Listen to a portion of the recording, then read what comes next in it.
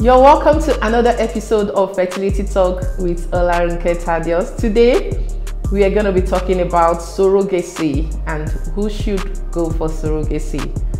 What is surrogacy? Surrogacy is when another woman helps you to carry your pregnancy. I love to call them gestational carrier, okay? In the sense that they are just a carrier. They are not genetically related to the baby they are carrying. A surrogate mother is not bringing anything on board. She's just bringing her womb on board.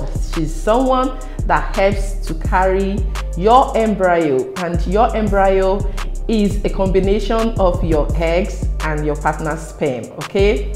Yes. So there are two types of surrogacy. There is traditional surrogacy and there is gestational surrogacy. Traditional surrogacy is when a surrogate mother is involved genetically in the process of getting her pregnant, okay? That means that it's either her eggs are used during the fertilization, probably through IVF, or it can even be through sex, as it's occurred in those olden days when Sarah would just go and meet Abraham and say, can you just sleep with my house help? You know, stuff like that. That is traditional surrogacy, okay? But in this age of assisted reproductive technology, gestational surrogacy is what a lot of us practice, okay? By gestational surrogacy, it means that in vitro fertilization will be done. You will be stimulated. You, the intending parent, the mother and the intending father, will be involved in generating the embryos that will be fertilized and transferred into the surrogate mother. So it can't never be the eggs of the surrogate mother. By our standard, by what we practice, a surrogate mother is not genetically linked to the baby she's carrying. She's just a carrier, okay?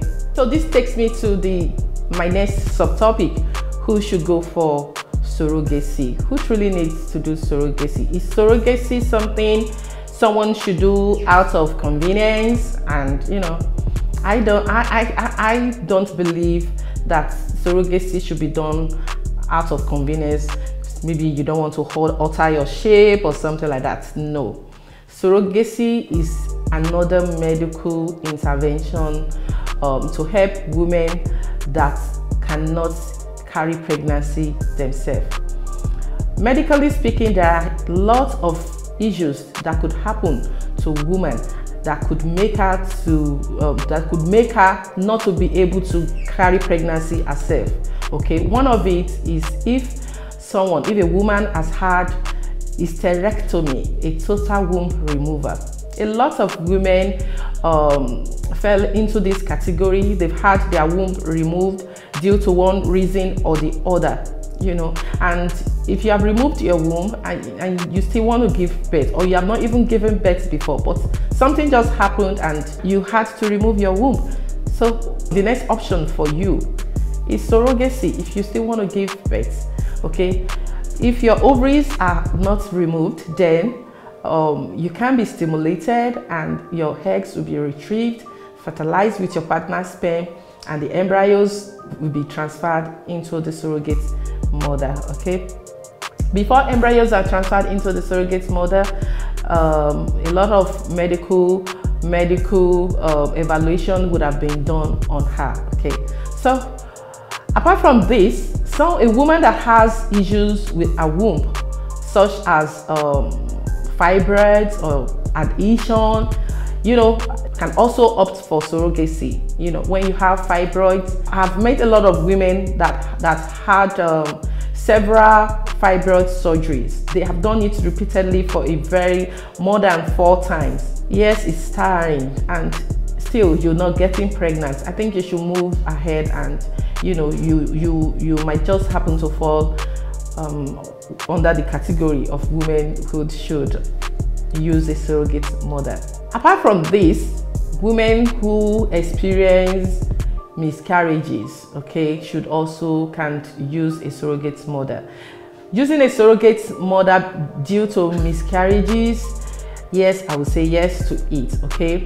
But this is not to say that having miscarriage is written you off completely from getting or carrying your pregnancy, okay? If you can still keep trying, but if you know you're tired of trying, then you can use a surrogate mother if you've been having recurrent miscarriages, okay? Then we also have some women that getting pregnant would complicate their medical issues.